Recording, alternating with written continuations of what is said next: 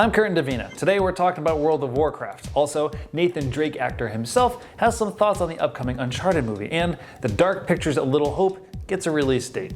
This is Safe State, GameSpot's big old news show for Wednesday, July 8th. Welcome.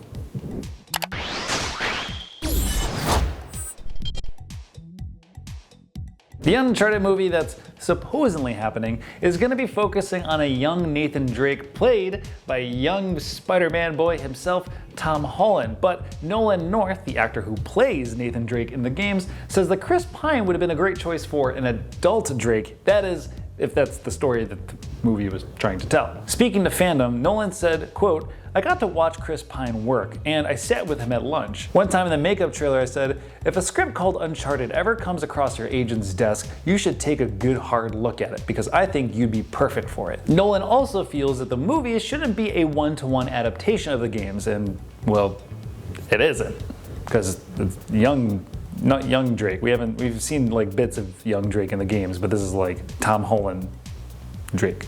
Uncharted is a movie already. If they were doing a one-to-one, Chris Pine is, I think, he's got the everyman quality, charm, humor. I really liked working with him. He's a good, solid actor and a good guy. That would be my top choice. Now I know you're all dying to know who I think would make the best Nathan Drake, and clearly it'd be Nathan Drake himself, Nolan North. Either that or Dan DeVito. Maybe Rowan Atkinson. Flip a coin. Any of those three would be perfect. The movie is still scheduled for July 2021, but given how things are and COVID and all that jazz, it's assumable it might be delayed. Not that it hasn't been delayed already many times. So it's like, we'll see.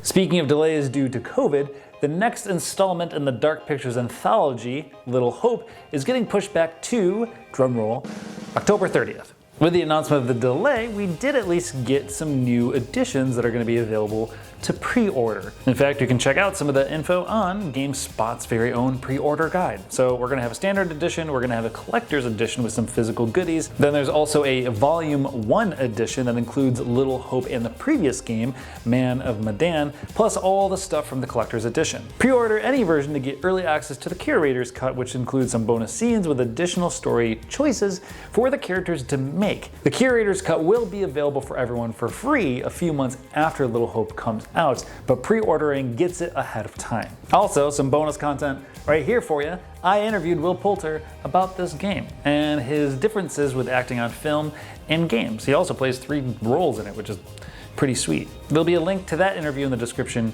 below.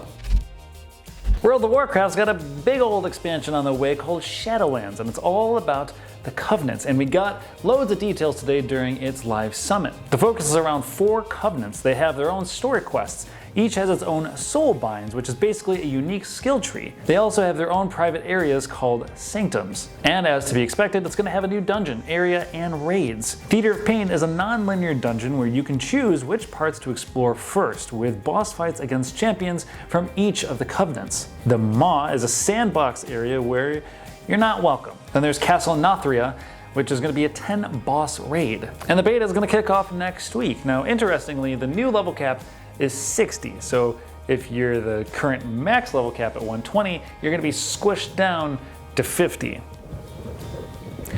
It's slated to come out sometime this year, and be on the lookout because we're going to have some content on it coming up. Hey, did you know that Play for All is happening? It's a thing we've been doing and talking about, and it's great, and you should still be aware that it's happening. In fact, my cat Lily has joined me once again to share the news. Play for All is a multi-week event every single day with streams from 12 p.m. to 2 p.m. PT, featuring loads of special guests to raise money for both Black Lives Matter and COVID-19 relief. Accompanying these interviews is a bunch of exclusive content, stuff like the interview with Will Poulter. So be on the lookout for more that's coming in the description below. Also, GameSpot now has its own official merch store, and all the proceeds till the end of August is going to Black Lives Matter and COVID-19 relief. It's got sweet stuff like t-shirts and a face mask and a skateboard with some of us drawn on it. I'm on it. My hair's a little lighter than it is, but that's me. I promise. All right, that's it. You can find out about that, everything I talked about today, and a whole lot more by going to GameSpot.com. I'm Curtin Davina. Thanks for joining me. Be well, wash your hands, pet a cat if you got one, dream about it. I don't know, do whatever you want. All right, see you later.